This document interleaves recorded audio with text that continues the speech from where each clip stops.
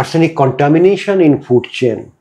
Food chain, কারণ একই contaminated ভূগর্ভস্থ জল দিয়ে চাষবাস হচ্ছে, বিশেষ করে বোরো কাল্টিভেশনটা, যেটাকে আমরা সামার সিজন কাল্টিভেশন করি, যেটা টোটালি ফার্মার্সরা ডিপেন্ডেন্ট অন গ্রাউন্ড ওয়াটার।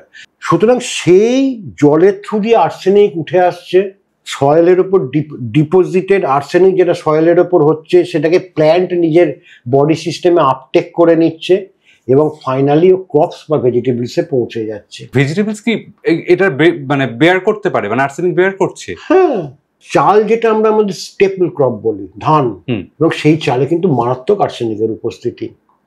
সুতরাং এই আর্সেনিক প্রবলেমটা কিন্তু এখন আর লোকালাইজড না। আজ থেকে 20 বছর আগেও ছিল, মানুষ আর্সেনিকটা ইনটেক করতে as per the geographical location, ওখানকার গ্রাউন্ড ওয়াটার কন্টামিনেটেড নয়। কিন্তু এখন বিপদটা আরো বেড়ে গেছে,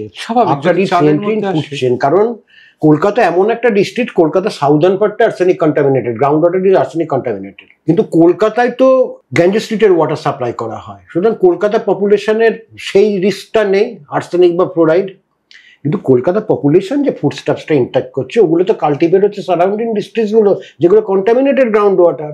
সুতরাং ইনডাইরেক্ট ওয়েতে কিন্তু আমরা আমাদের ডেইলি লাইফে কিন্তু আমরা এই টক্সিক কন্টামিনেন্টসগুলো থ্রু ফুড স্টাফ কিন্তু আমরা কনজিউম করছি।